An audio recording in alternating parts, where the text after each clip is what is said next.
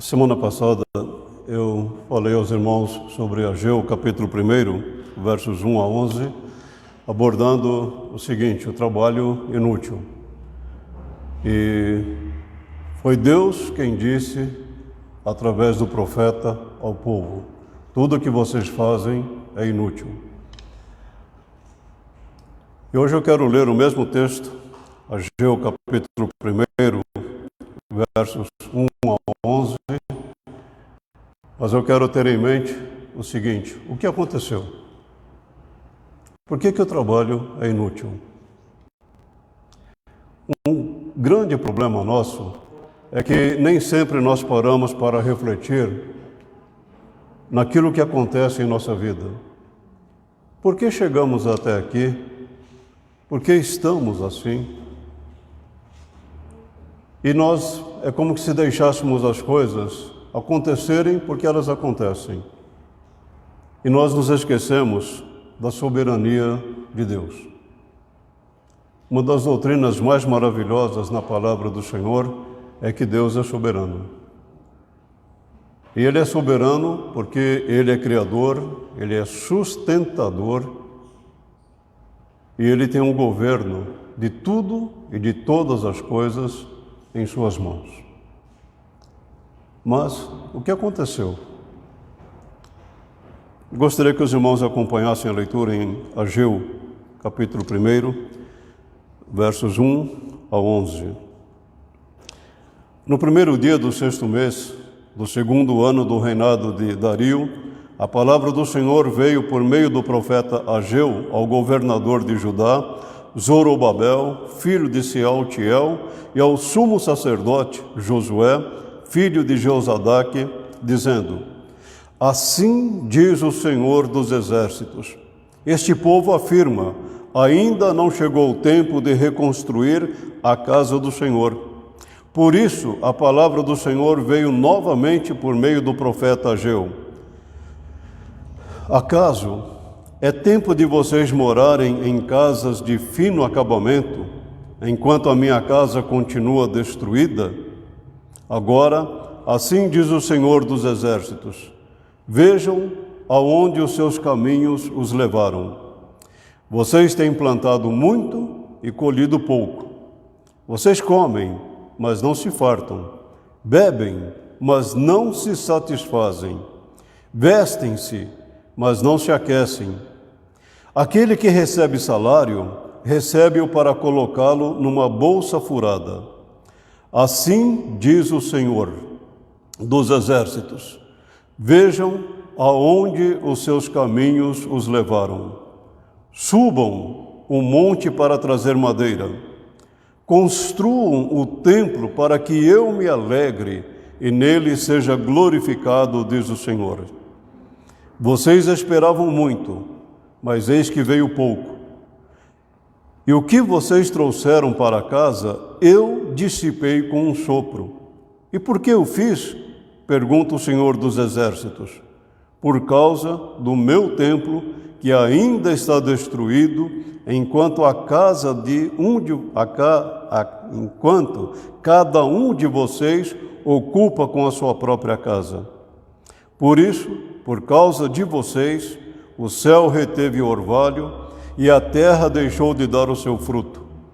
Nos campos e nos montes provoquei uma seca que atingiu o trigo, o vinho, o azeite e tudo mais que a terra produz, e também os homens e o gado.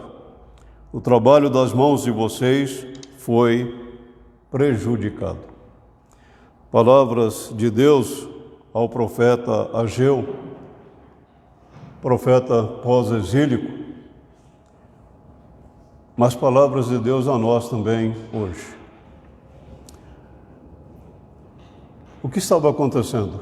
E Ageu foi direto: tudo o que está acontecendo com a nação de Israel é por causa de vocês. Vocês. Quando nós somos acusados de alguma coisa, nós logo procuramos respostas ou justificativas para qualquer coisa que fazemos. E quando nós não temos respostas que nos convencem, Nós procuramos sempre alternativas por causa disso, por causa daquilo. Mas o problema nosso aqui no texto é o seguinte: não é o profeta dizendo, vocês são os responsáveis, é Deus dizendo. É Deus dizendo, vocês são os responsáveis. E é por isso que eu fiz com vocês o que eu estou fazendo. Quando eu leio o profeta Ageu, e nós lemos aqui o profeta Sofonias, que foi antes do profeta Ageu, uma mensagem dura, falando do dia do Senhor. E o dia do Senhor não tem nada a ver com o domingo, o dia em que nós nos reunimos para adorar ao Senhor. É o dia em que Deus haverá de, por um lado, recompensar os justos, por outro lado, aplicar a sua justiça sobre os ímpios. E Sofonias descreve o dia do Senhor de uma maneira terrível, de uma maneira dura. Mas é interessante que ele está falando, em outras palavras, a mesma coisa que o profeta Ageu falou tempos depois. Vocês estão plantando e a colheita virá. Uma das coisas que eu mais temo na vida é zombar de Deus.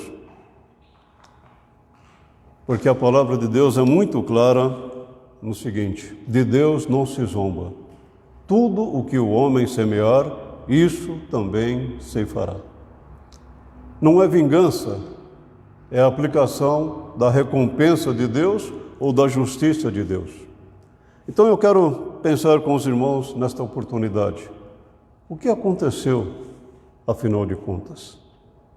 E não é para a nação de Israel no tempo do profeta, é para nós hoje. Para nós hoje, o que aconteceu? Por que que nós chegamos onde chegamos? Por que que nós estamos nesse ponto? O profeta, ele diz o seguinte, eu falei um pouco sobre isso na semana passada. O povo dizia o seguinte: olha, vamos deixar a casa do Senhor de lado e vamos nos preocupar conosco. Quanto melhor nós estivermos, melhor poderemos fazer para o Senhor. Enquanto nós não estivermos bem, nós não poderemos fazer nada para o Senhor. É uma atitude até aparentemente boa, mas aos olhos de Deus, não. Porque a prioridade estava sendo totalmente invertida. O povo estava dizendo, primeiro nós, se sobrar, Deus. É diferente hoje, amados? Será que é diferente hoje? Eu creio que não. Primeiro nós, depois Deus. É importante considerar que é Deus que está falando essas palavras ao povo. Assim diz o Senhor dos Exércitos, este povo afirma, ainda não chegou o tempo de reconstruir a casa do Senhor. É Deus dizendo o que o povo estava fazendo. E Deus, quando se refere a este povo, é uma espécie de admoestação. Jeremias, antes do cativeiro, ele disse o seguinte: assim diz o Senhor acerca deste povo, eles gostam muito de vaguear, não controlam os pés, por isso o Senhor não os aceita. Agora ele se lembrará da iniquidade deles e os castigará por causa dos seus pecados. Então o Senhor me disse, não ore pelo bem-estar deste povo. Por 3 vezes Jeremias quis orar a Deus em favor do povo e por 3 vezes Deus disse, não ore por este povo. Gosto muito de ler o profeta Jeremias, porque ele é um homem que luta com muitas coisas na sua vida. Ele é um profeta chamado por Deus para pregar ao povo de Israel, mas Deus lhe disse, Jeremias, você vai pregar, mas ninguém vai ouvir a tua palavra.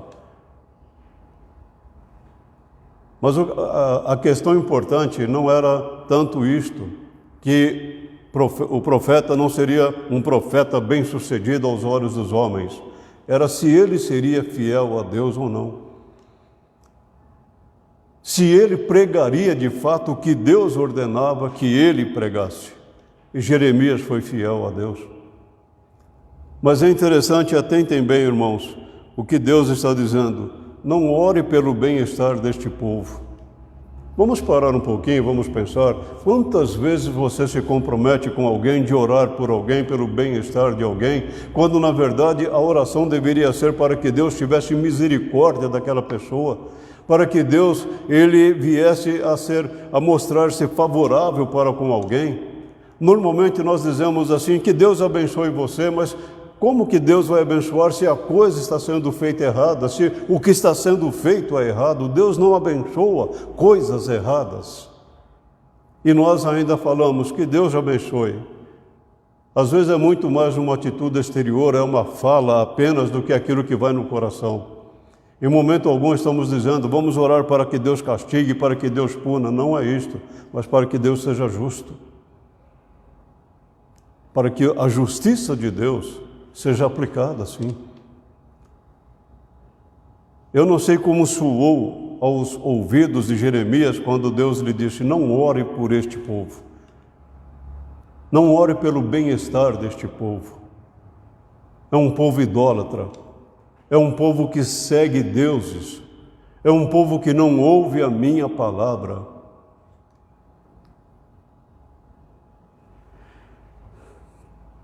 O profeta disse ao povo, por isso a palavra do Senhor veio novamente por meio do profeta Ageu.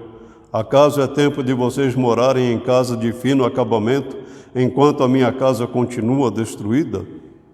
O problema não era a casa de fino acabamento do povo. Não era esse o problema. O problema é a inversão da situação. Primeiro nós, depois Deus.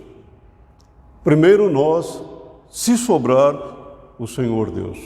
E nós fazemos isso e pensamos sempre assim, em relação ao nosso dinheiro? Não. É em relação ao nosso tempo, é em relação à nossa consagração, é em relação ao tempo que nós dedicamos ao Senhor, lendo a sua palavra, meditando nela. Permitam-me dizer o seguinte, essa semana eu estava lendo o livro de Números na minha devocional, há um momento terrível ali que Deus, ele mostra realmente o seu desagrado para com o povo, quando os espias retornam e dizem, olha, a terra que Deus nos prometeu realmente é maravilhosa, é extraordinária, mas há um grande problema, nós somos como que formigas diante dos habitantes dali. O povo apegou-se a uma visão humana, e era real o que o povo estava vendo realmente, eram gigantes realmente aos olhos deles, mas eles se esqueceram de uma coisa, Deus. Se Deus disse que daria a terra ao povo, era questão de crer em Deus. Mas a incredulidade no coração do povo levou o povo ao desânimo, murmurar contra Deus. E nessa ocasião, inclusive, escolheram até mesmo um outro líder para Moisés. Embora Moisés apenas mencione isso, mas Neemias fala, inclusive, o nome do líder que foi escolhido nessa época. Nem sempre nós cremos em Deus, e não é questão de salvação, é questão de crer na soberania, na palavra de Deus. O problema não eram as casas bem acabadas, não. Mas o problema é que isso era a prioridade do povo, não Deus, e não o reino de Deus. O povo ainda dizia, o momento não é oportuno para nós começarmos. Nós estamos como um muro, partes dele caída. Nosso povo está exposto a ataques de inimigos. Então vamos primeiro cuidar de nós, depois o templo do Senhor. Eu estou enfatizando isso porque quando Ciro deu a ordem para que a nação de Israel voltassem, ele disse, construam um templo do Senhor. E ele deu, graciosamente, tudo quanto era necessário para a construção do templo. Mas o povo não usou isso para o templo. Usou para construir as suas próprias casas. Primeiro nós, depois Deus. Vamos pensar um pouco, amados, não é assim que nós fazemos também? Não é desse jeito que nós procedemos também?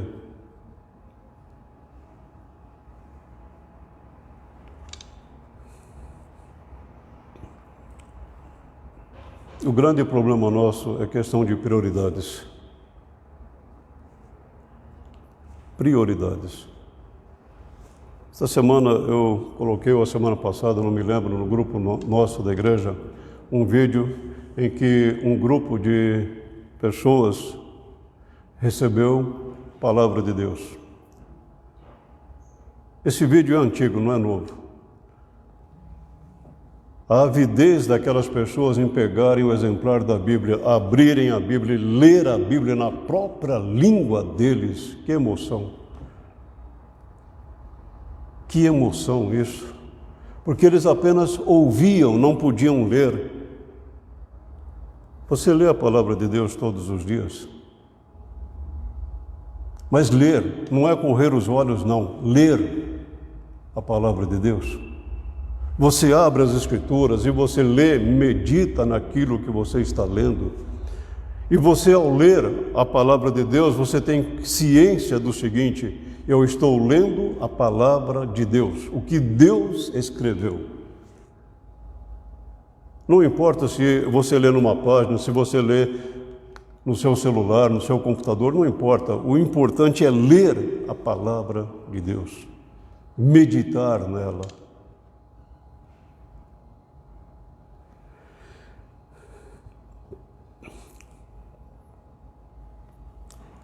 Por duas vezes, no texto lido, nós lemos o seguinte, no verso 5: agora assim diz o Senhor dos Exércitos, vejam aonde os seus caminhos os levaram.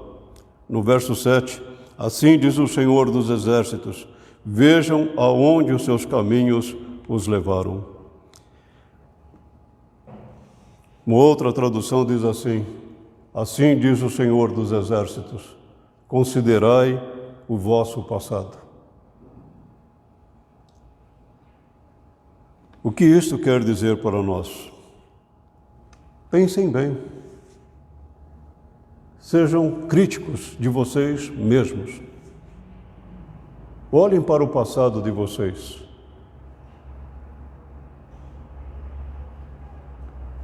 E não é aquele passado antes da conversão, porque você não tinha o temor a Deus. É o passado pós sua conversão a Deus. Porque antes da sua conversão, você não temia a Deus, você não amava a palavra de Deus, você não era um filho de Deus no sentido redentivo. Mas pós-conversão, a palavra de Deus é a lâmpada para os seus pés e luz para o seu caminho. Então, olhem para o seu passado. Qual tem sido a sua prioridade? O reino de Deus não significa você largar tudo o que você faz e dedicar-se somente ao reino de Deus. Não é isso. Mas é onde você estiver, ali você é uma testemunha do Evangelho de Cristo. Li recentemente uma mensagem muito interessante. Um jovem viajava num trem na França e ele encontrou um senhor já de uma certa idade lendo a Bíblia. E aquele jovem começou a ironizar: mas o senhor lê a Bíblia, o senhor crê na Bíblia? O senhor respondeu: eu creio. O senhor precisa conhecer o avanço da ciência, a tecnologia da época lá. Eu vou mandar para o senhor alguns documentos, alguns estudos sobre o avanço da ciência. O senhor tem um cartão para eu mandar para o senhor? O homem tirou um cartão e deu a esse jovem. O jovem tinha que descer na estação ali. Quando ele desce na estação, ele abre, pega o cartão, ele lê Louis Pasteur, grande cientista, um homem lendo a Bíblia, creu na Bíblia. O que eu quero passar para isto, aos irmãos, é isto: Deus usou um homem onde ele estava, na área dele. Assim diz o Senhor, vejam aonde os seus caminhos os levaram. Vejam, considerem o passado de vocês, pensem bem. O problema não é casas de fino acabamento, mas é onde está o coração. Qual é a prioridade real? Considerar, literalmente, significa: ponham o coração de vocês no que vocês estão fazendo. Dediquem-se. Firmem-se no que vocês estão fazendo.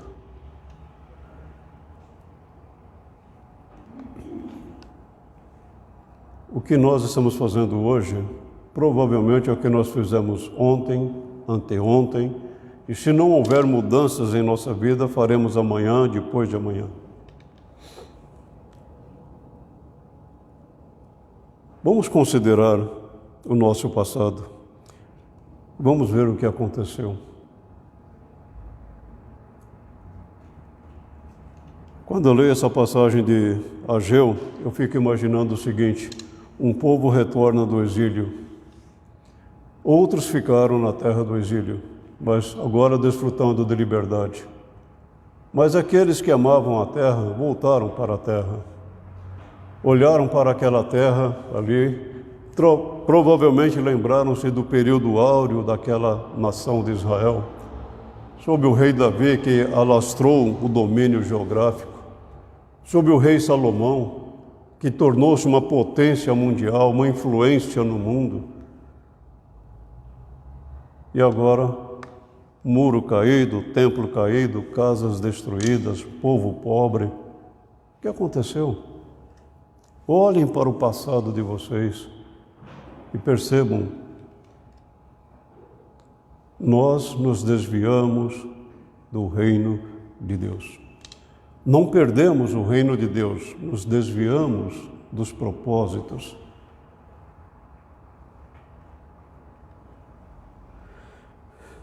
Vocês têm plantado muito, colhido pouco. Vocês comem, mas não se fartam. Bebem, mas não se satisfazem. Vestem-se, mas não se aquecem. Aquele que recebe salário, recebe-o para colocá-lo numa bolsa furada. Numa palavra, insatisfação na vida. Tudo o que nós fazemos é inútil. Não dá para o nosso sustento. Mas é terrível quando nós lemos na palavra de Deus por que isso acontece. Por isso, por causa de vocês, o céu reteve o orvalho e a terra deixou de dar o seu fruto. Nos campos e nos montes provoquei uma seca que atingiu o trigo, o vinho, o azeite e tudo mais que a terra produz, e também os homens e o gado. O trabalho das mãos de vocês foi prejudicado. Inútil.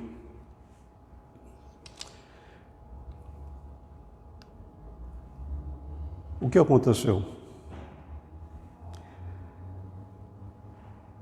Deus pede ao povo que reflita com todo o coração.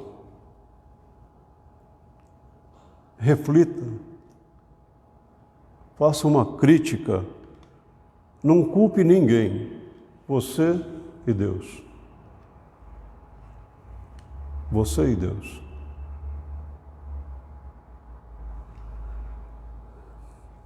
Vocês esperavam muito, mas eis que veio pouco. E o que vocês trouxeram para casa, eu dissipei com um sopro. E por que o fiz? Pergunta o Senhor dos Exércitos. Por causa do meu templo, que ainda está destruído, enquanto cada um de vocês se ocupa com a sua própria casa. Não vamos pensar que Deus está nos proibindo de momentos de lazer em nossa vida. Não, não é isto. Há tempo para todas as coisas. O problema é este. O reino de Deus não é prioridade para nós. Eu tremo, confesso aos irmãos que eu tremo quando Deus pergunta, Deus fala assim: e o que vocês trouxeram para casa, eu dissipei com um sopro. Eu, Deus. Não foi o próprio povo que fez isto, foi Deus quem fez. Por quê? E Deus responde: porque vocês me colocaram em segundo plano.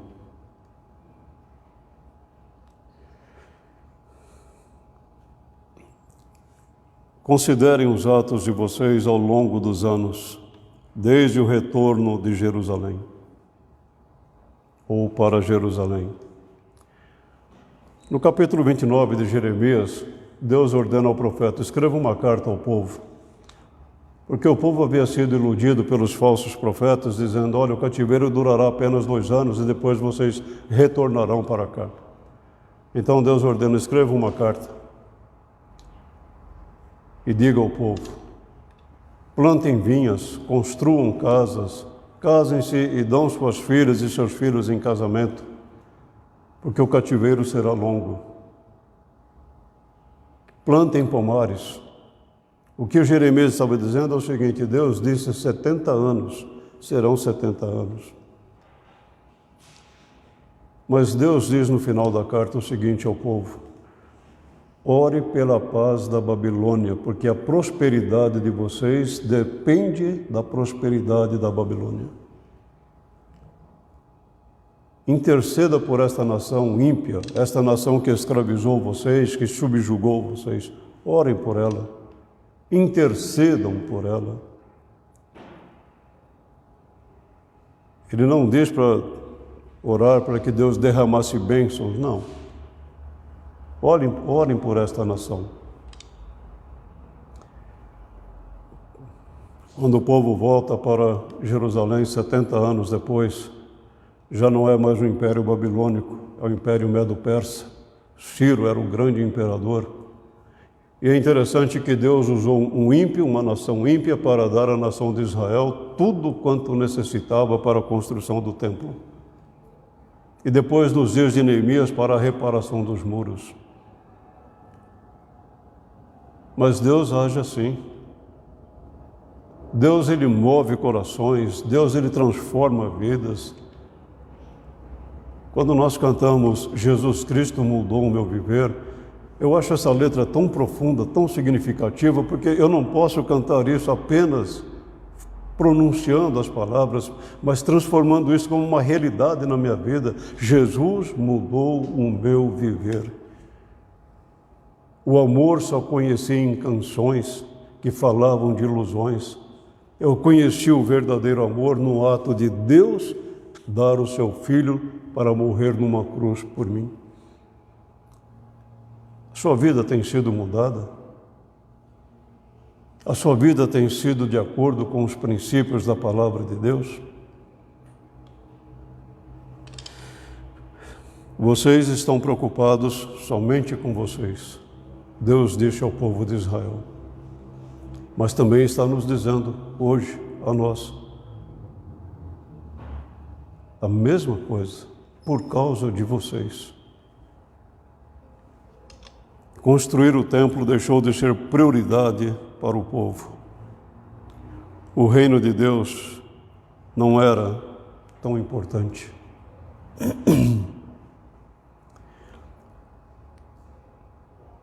Mas o que aconteceu? Por que nós estamos onde estamos? Qualquer coisa que nós dissermos, Deus nos dirá: por causa de vocês. Por causa de vocês.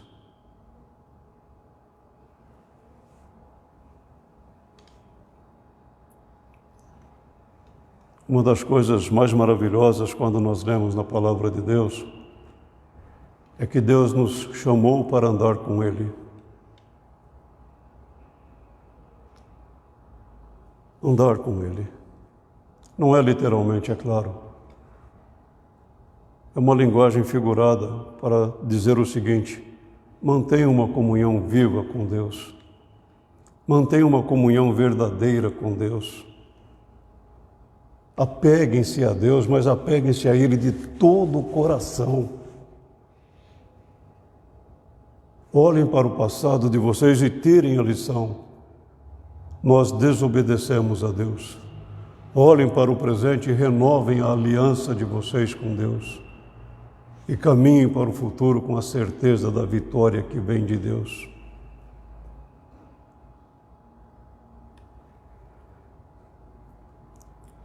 O que aconteceu? E por que eu fiz? Por causa do meu templo que ainda está destruído, enquanto cada um de vocês se ocupa com a sua própria casa. Por isso, por causa de vocês, o céu reteve o orvalho e a terra deixou de dar o seu fruto. Nos campos e nos montes provoquei uma seca que atingiu o trigo, o vinho, o azeite e tudo mais que a terra produz, e também os homens e o gado. O trabalho das mãos de vocês foi prejudicado. Disse domingo passado que a nação de Israel era agrícola, e aqui o que nós vemos é exatamente isto acontecendo. Não houve colheita da plantação. A oliveira não deu seu fruto, a videira não deu seu fruto. Nada deu fruto.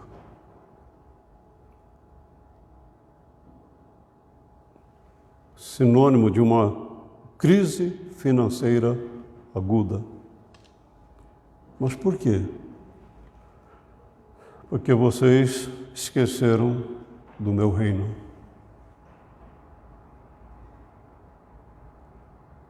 Vocês estão negligenciando o que é mais importante, o meu reino.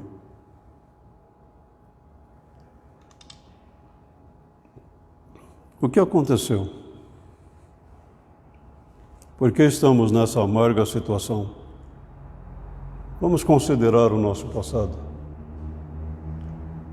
Vamos olhar para ele, mas não vamos apontar para ninguém. Eu e Deus, você e Deus. Qual tem sido a sua prioridade? E quando eu falo prioridade, eu não estou dizendo a primeira coisa que você tem que fazer, não. Mas é aquilo do que você não abre mão em hipótese alguma. Se você faz a sua devocional de manhã, à tarde, à noite, não é problema. A questão é você não deixar de manter a sua comunhão com Deus nenhum dia. Não é quando dá, nenhum dia. Nós precisamos da palavra de Deus. Nós precisamos nos alimentar da palavra de Deus. Nós precisamos aprender a manter uma comunhão viva, verdadeira com Deus. Aquela comunhão que nos capacita, que nos fortalece, aquela comunhão que nos leva a ser mais do que vencedores em tudo que nós fazemos, mas não para a nossa promoção pessoal, para a glória de Deus, unicamente para a glória de Deus.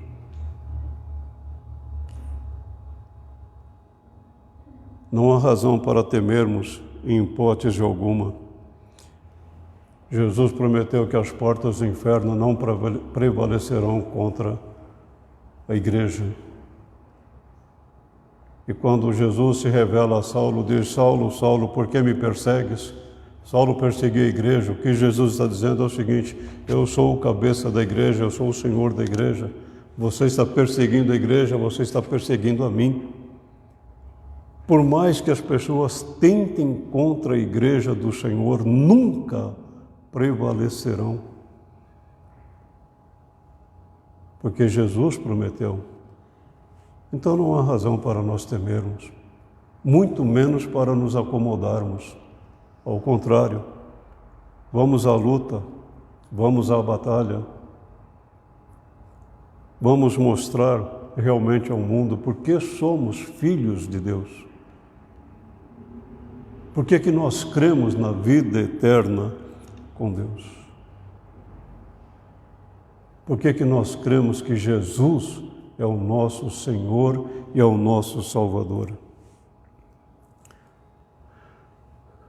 É uma questão de escolha. Obedecer ou desobedecer. E eu entendo, é assim, é até simples. E não adianta eu dar alguma desculpa a Deus. Senhor, eu fiz isso por causa daquilo. Como Adão fez, a mulher que tu me deste, o Senhor é o responsável, não eu. Eu não pedi nada, o Senhor é quem me deu. Você faz isso na sua vida em relação a Deus? Não vamos mais fazer isto. Senhor, eu pequei contra ti. Vamos mudar a nossa vida e vamos fazer do reino de Deus a nossa prioridade.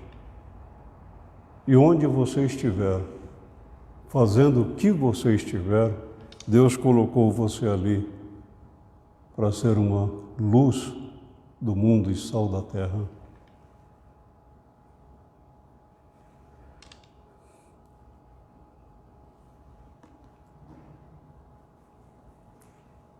Depende agora da nossa obediência. Depende agora de nós nos lançarmos nas mãos de Deus e nos colocarmos inteiramente nas mãos dele.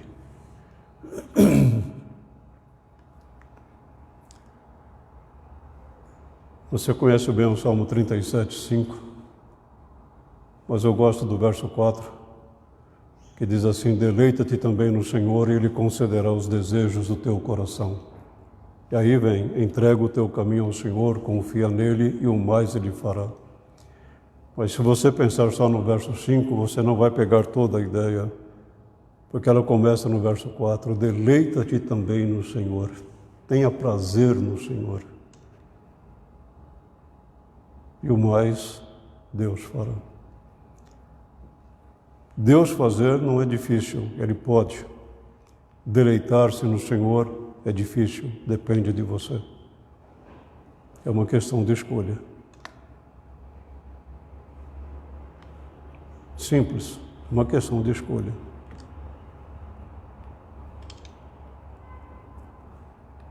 O que aconteceu? Nada do que aconteceu estava fora dos propósitos de Deus. Mas se Ele nos trouxe aqui é para nos quebrantar e fazer de nós um povo fiel a Ele, dedicado e consagrado a Ele. E nós sairemos das brasas para as chamas, pela graça de Deus, pelo poder do Espírito Santo e pelos nossos corações transformados. Jesus Cristo mudou o seu viver, não mudou? Que o Senhor Deus assim nos abençoe e nos fortaleça. No próximo domingo eu quero estar falando sobre os versos finais de Ageu 1, dos versos 12 a 15, complementando a primeira mensagem do profeta.